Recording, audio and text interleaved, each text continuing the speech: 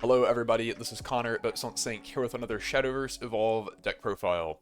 This time we're going to be looking at the Earth Rite Runecraft deck from BP09.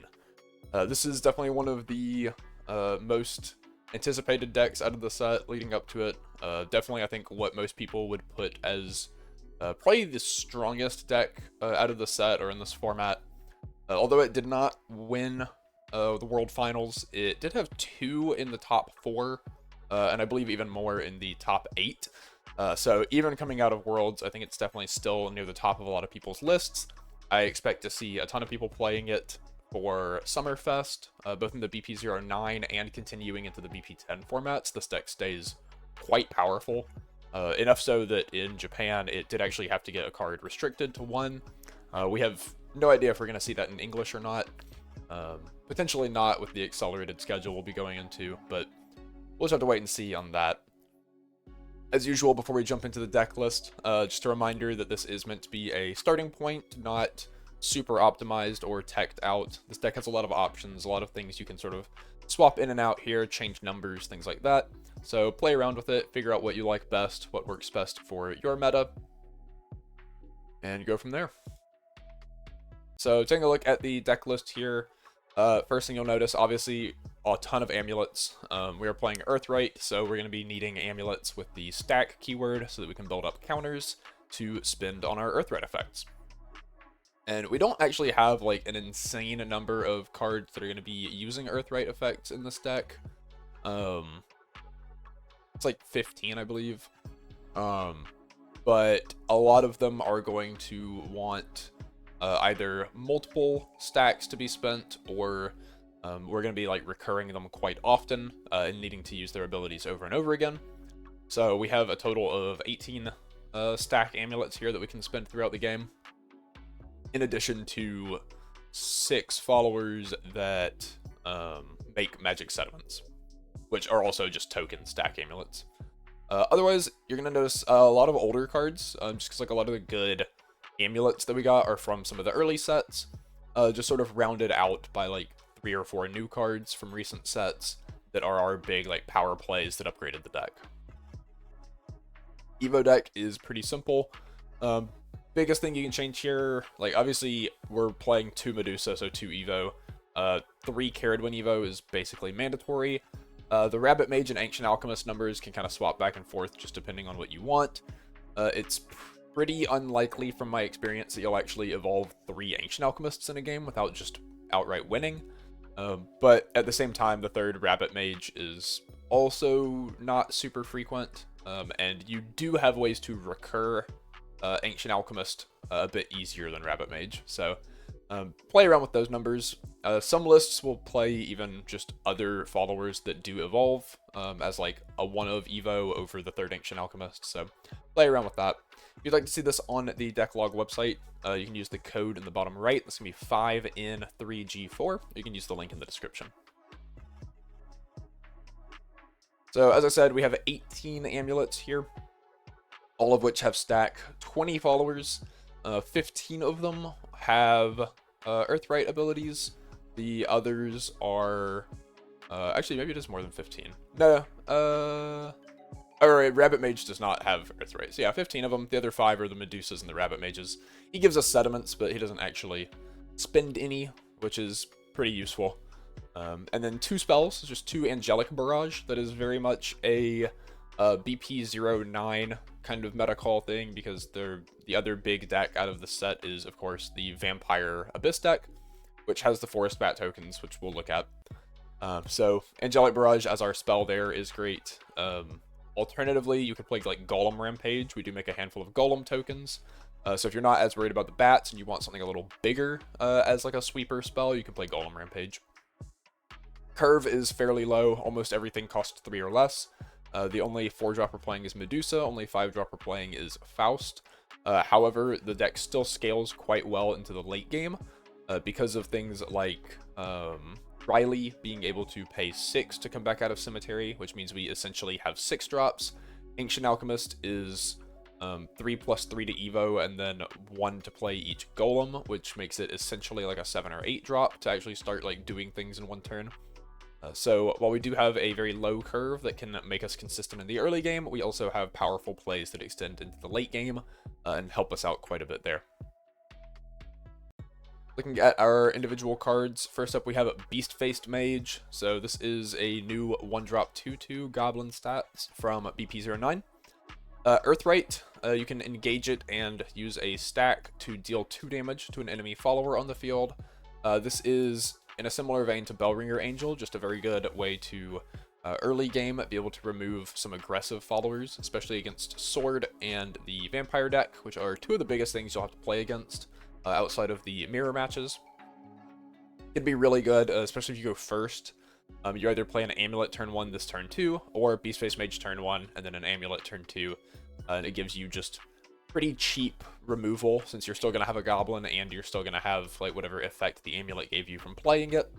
So you kind of just get the extra removal on the side to keep your opponent off of an early game push. Last words, the Beast-Faced Mage summons a Magic Sediment token. So if you do end up spending whatever early Amulet you play on removal, he'll replace it, so that you're not really down on stacks for using removal. Otherwise, if you play him and just get to attack with him as a Goblin, once your opponent removes him to stop taking 2 damage every turn, you'll get an extra stack that you can spend on some of your mid-game effects. Next up, the other 1-drop spell we have, only 1-drop spell we have, is Angelic Barrage. It's just quick timing, deal 1 to each enemy follower on the field. This is primarily strong in the Vampire and Puppet matchups. Since obviously Vampire decks can be trying to put out a lot of 1/1s, you want to remove those without allowing your opponent to buff them and swing for a lot of damage.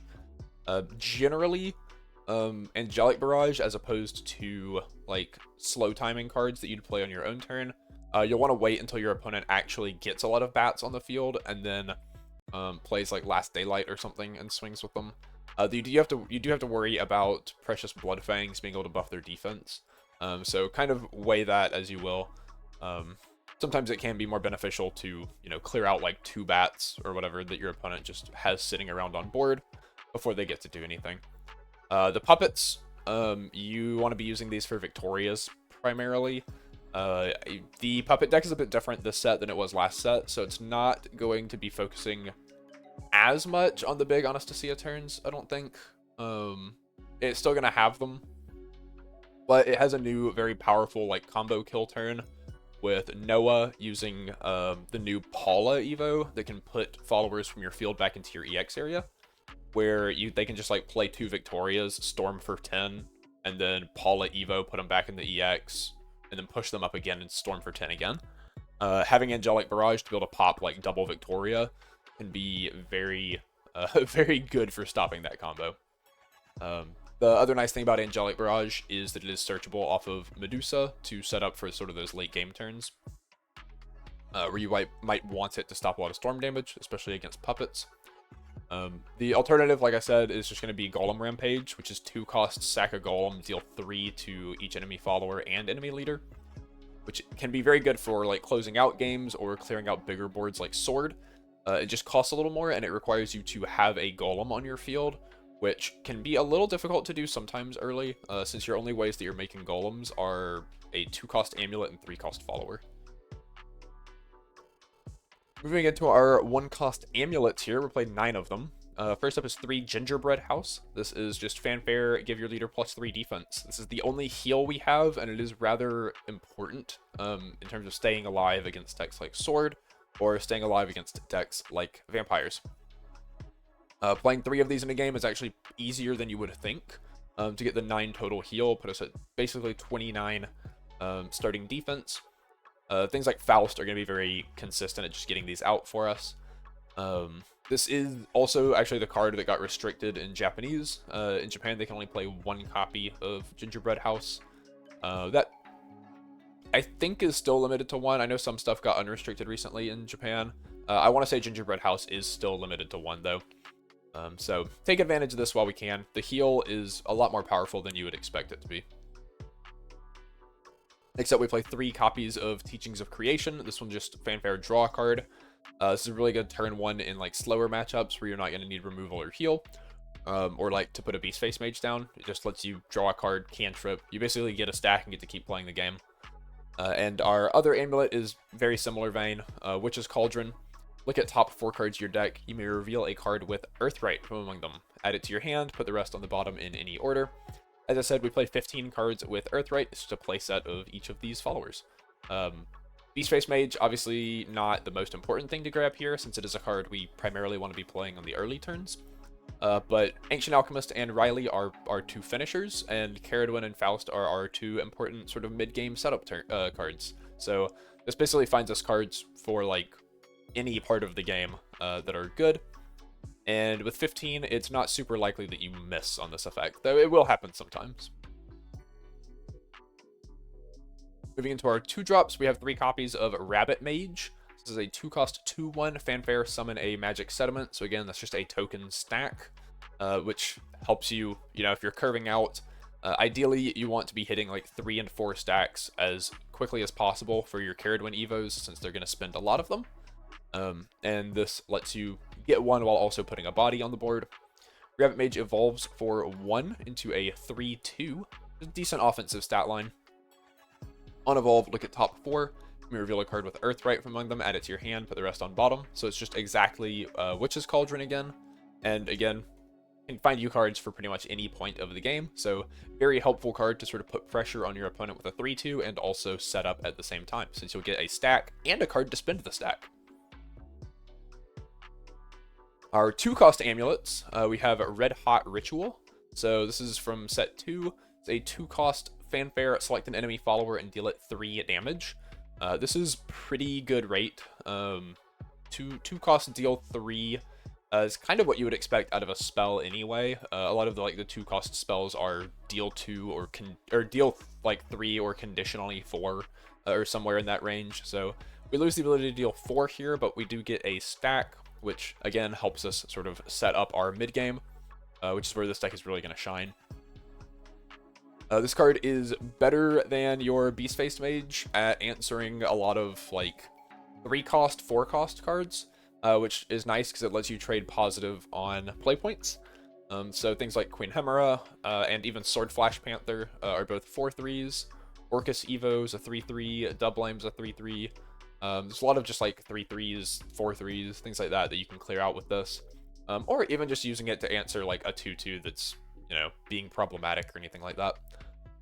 This will be a card that you get off of Faust quite frequently to clear the board on turns that you establish him. And our other 2-cost amulet is Summoning Drills. So this is 2-cost fanfare, summon a guard form golem. Also fanfare, discard a card, put a strike form golem into your EX area, give each golem on your field and EX area +1 attack. So you get a 2/3 ward in the front, and then you get essentially you get a 3/3 ward in the front and a 4/2 rush in the back. This is a lot of stats for a 2-cost card. Even just playing this as a 2-cost that gives you a 2/3 ward is decent rate, since it is also a stack that we can spend later, so it's just like a better Veteran Lancer.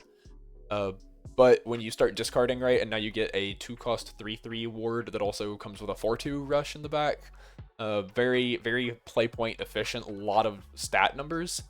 And the games where you play this on turn 2 and then follow up with like another copy of it, or just like anything to keep pressuring your opponent, can be very quick and easy games where you kind of just run over your opponent. So very powerful card, definitely something I underrated in my like early testing of the deck, just how powerful it was to curve this on 2. And the other important thing here is that the second fanfare for the strike form golem, you would think that you don't like always want to do that because, it's early in the game, you don't want to throw away resources. You have a lot of ways to cantrip, a lot of ways to draw cards. And the +1 attack is actually really important for just keeping, like I said, pressure on your opponent. But it also doubles as a turn 2 discard out for Riley. So Riley we'll look at in a minute, but it essentially has an effect that we really want to be playing it from our cemetery instead of our hand. And the only way to get it there, other than playing it and it dying, is to discard it. And it basically lets us skip the turn of having to play Riley by discarding it to Summoning Drills instead, which can really speed up your game plan. Moving into our 3 costs, this is where a lot of our good mid-game and end-game followers are going to be. So first up, we have Ancient Alchemist from BP09. It's a 3 cost 2/5. Fanfare Earth Rite, put 2 guard form golems in your EX area. So this is the other way we're going to be getting golems here. And then Ancient Alchemist evolves for 3 into a 3/6. While this is on your field, your golem followers cost 1 less to play. So it makes all those golems 1-drops instead of 2-drops. And whenever a golem follower is put onto your field, select an enemy leader or enemy follower on the field and deal it 3 damage. So if you play this, really, you can play this on turn 3, and it's actually quite hard to remove since it's a 2/5. And then especially if you go second, you can evolve it on turn 4 and push up both of the golems. If you go first, you can evolve it and push up 1 golem, which can start burning your opponent's face if they don't really have a threatening board, and hit them for a lot of damage. Like I said, if you go second, that means you're burning them 6 and then attacking them for 3, plus whatever you already had on board. Can be, you know, really, really good early game push. Hit them for like 9+ damage on turn 4. Late game, you know, you play it on 7, play it on 8, play it on 9, just evo it and push up a bunch of golems immediately. It can be like burn damage to just kill your opponent, or it can be burn damage to clear board if you're not quite in lethal range. And this is going to work both with the guard form golems that it itself makes and the strike form golems that you get to make off of the summoning drills. So has very good synergy with just like piling up golems in your EX area from summoning drills. This is a card that if you don't want to play 3 copies, we have a handful of ways to recur it back. So you could cut this down to 2 if you wanted to make room for other stuff, because it's not a super important card to draw early game. Though, as I said, playing it on turn 3, if your opponent can't remove it, it can really swing a game pretty quickly. Next up, we have Caradwin, Eternity Hunter. This is one of the legendaries we got in set 9 that is just a huge boost for the Earth Rite deck. 3 cost 3/3.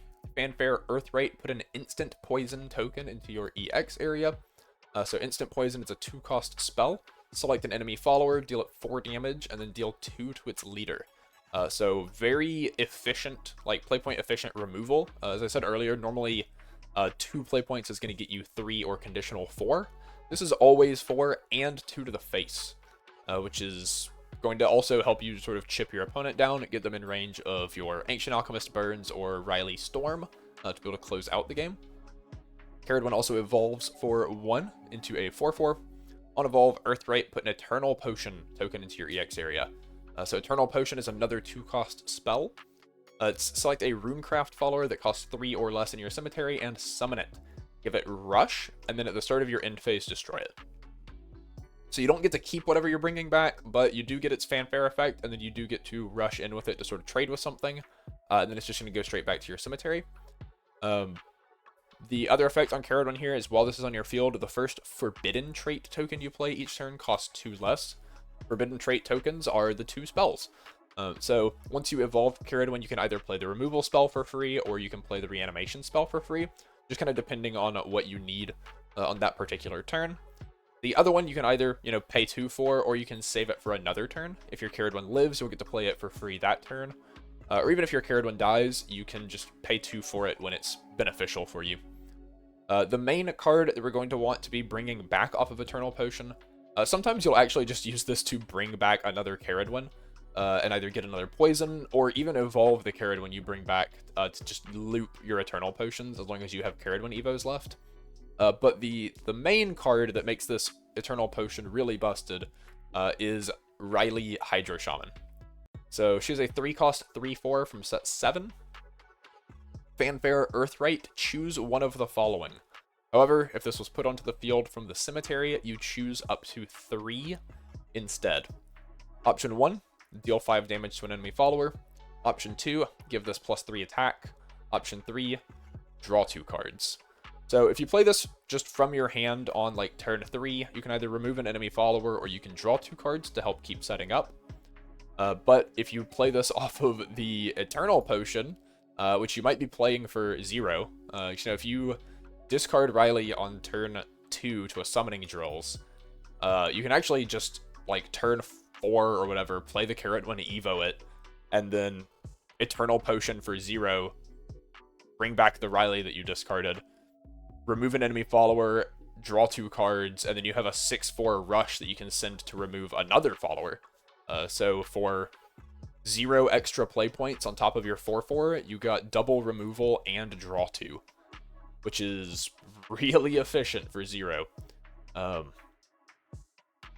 The other big thing about Riley here, her other effect, is you can pay 6 to summon her from your cemetery by her own effect. If you do that, she gains Storm, but banishes on last words.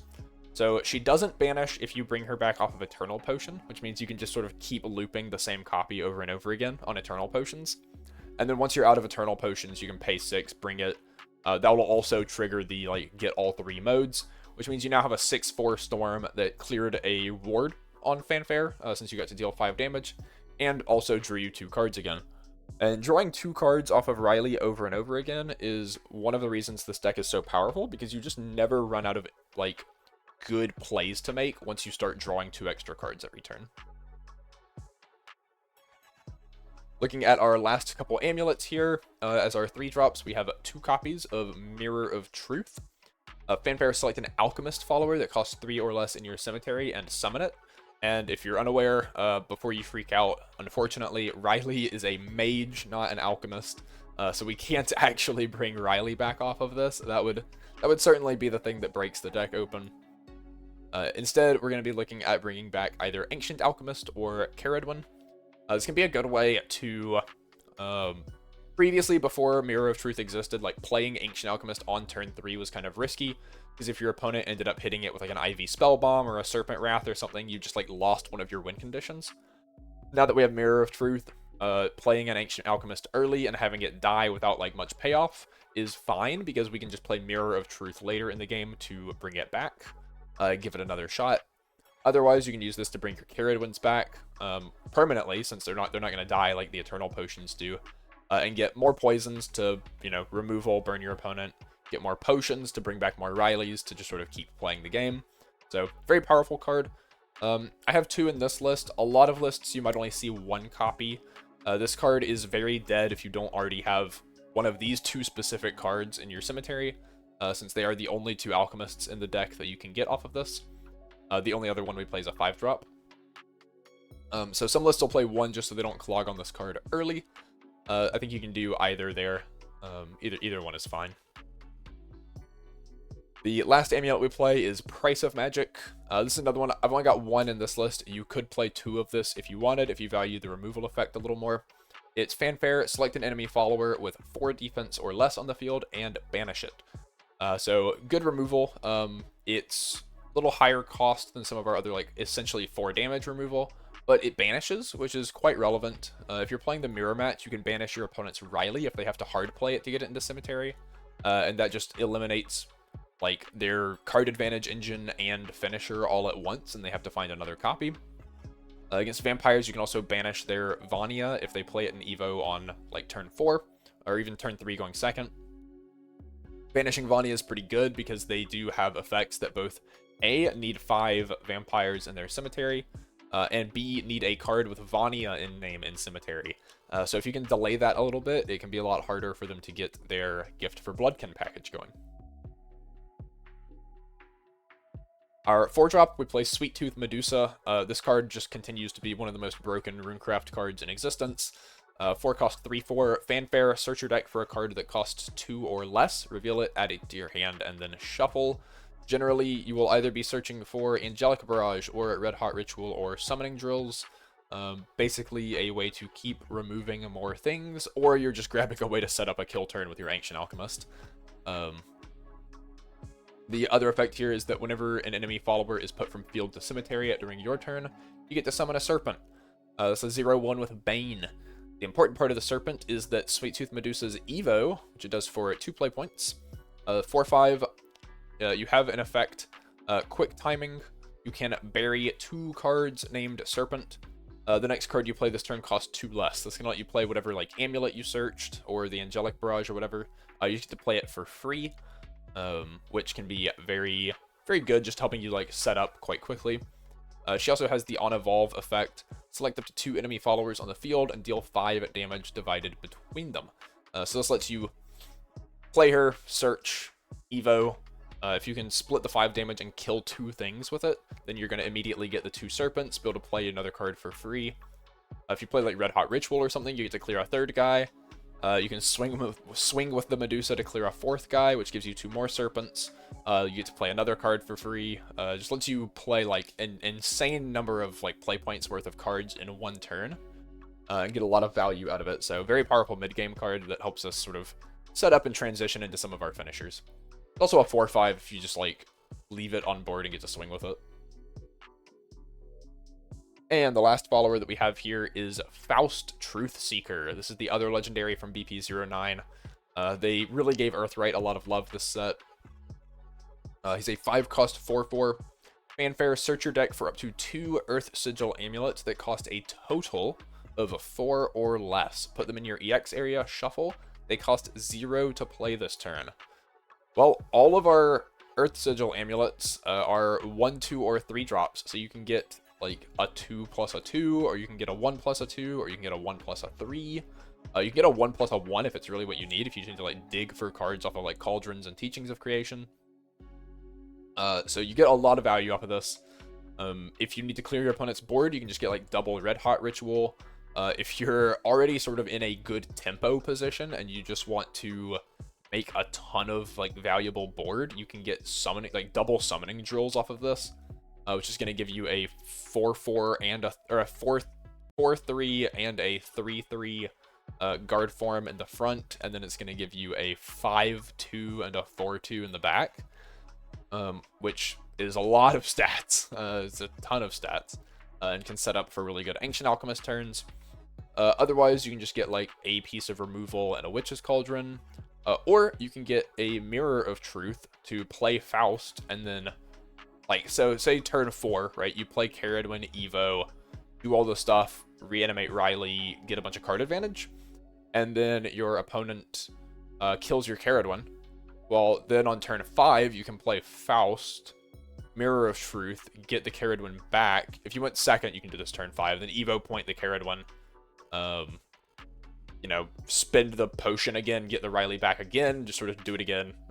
Pop all your opponent's guys a second turn, draw a bunch of cards again. So like you're doing all of this and not really spending resources, because every time you're doing this, you're just like drawing 2 cards. Faust is probably drawing you cards. You just never run out of resources, and you're hyper efficient. But that's not even all the text on Faust. He'd be a good card even if he just got you 2 amulets. At the start of your end phase, Earth Rite, so you can just spend one of the amulets you just searched off of him. Select any follower on your field, give it +1/+1, and then deal 2 damage to each enemy leader. So +1/+1 can make Faust a 5/5.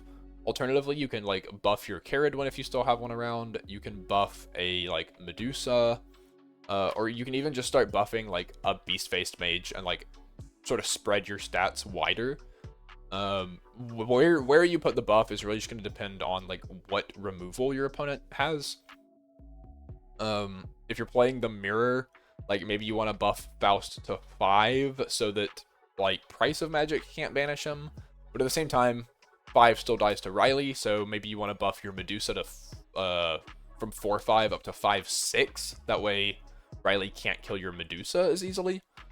There's a lot of stuff you just have to think about with like where you put your numbers here. So it's kind of going to depend on the situation, depend on the matchup. But dealing 2 damage to your opponent's leader, also quite good. Between this and the instant poisons, you get a lot of just sort of like chip damage that can bring your opponent down into kill range for a Riley Storm swing, or Ancient Alchemist, like burning 9 off of a bunch of golems or anything like that. So very powerful, very flexible, gives you a lot of options. Just a very good card overall.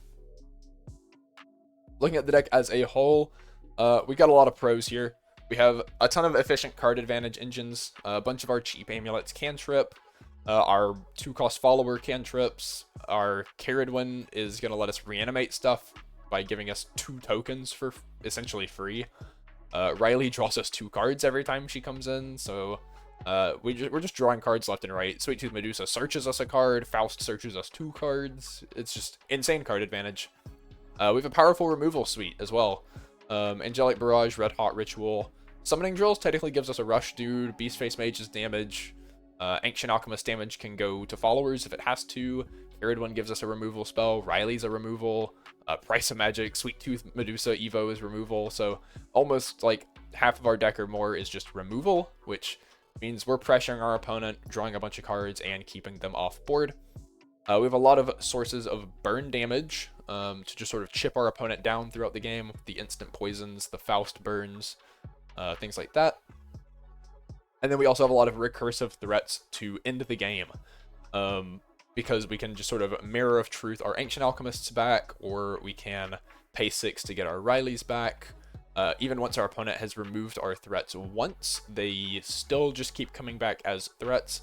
So ideally, our opponent runs out of removal or ways to stay alive before we run out of ways to keep threatening them. The cons of the deck. The strength can actually vary pretty widely depending on the quality of the curve you draw. While our curve is very low, and it means we will always probably be able to play something, the exact cards you play and the sequence you play them can turn this anywhere from like an okay deck to an absolutely unbeatable deck. And in the mirror matches, unfortunately, a lot of the sort of determining factor is going to come down to that quality of curve, where if one person hits like Beast-Faced Mage into Summoning Drills, discard Riley into Summoning Drills, into Caradwen Evo, reanimate the Riley into Faust, get Mirror of Truth, reanimate the Caradwen, like, you kind of just auto-win at that point. If you ever play a second Faust, like, you definitely just win off that curve. There's almost nothing in the game that's actually strong enough to beat that. So, mirror matches can be a bit unfortunate just depending on what you draw. Otherwise, even the like mediocre curves of the deck are quite good into the rest of the field, and like I said, the good curves are unbeatable. So the whole deck here again, like I said, 15 Earth Rite followers, 18 stack amulets, so that's 33 of our cards, and then 3 Rabbit Mages and 3 Beast-Faced Mages are just 6 more amulets. So everything is either an enabler or a payoff for the most part, outside of like Angelic Barrage and exactly Medusa. Everything else is either enabling Earth Rite or being a payoff for it. And then the Evo deck, like I said, you can change around the numbers here a little bit if you'd rather have the 3rd Rabbit Mage, or I know some decks tried to fit in like Magiblade Sorcerer, I think, or Magiblade Witch. There's another 2-drop that like gives you a removal. You can on Evo choose either make a sediment or do removal. I know some lists played Paradise Vanguard just for extra banish removal, which I think is pretty good in the mirror matches. So you can play around with the Evo deck, sort of play around with the slots a little bit. As I mentioned, there's a couple cards you can cut down to 1 or cut down to 2 in the main deck. But if you want to take a look at the deck log page, maybe do a copy and edit, play around with some numbers yourself, you can use the code 5N3G4 or the link in the description. Thank you for watching. This is a deck that is super powerful, really cool if you like mid-rangey decks.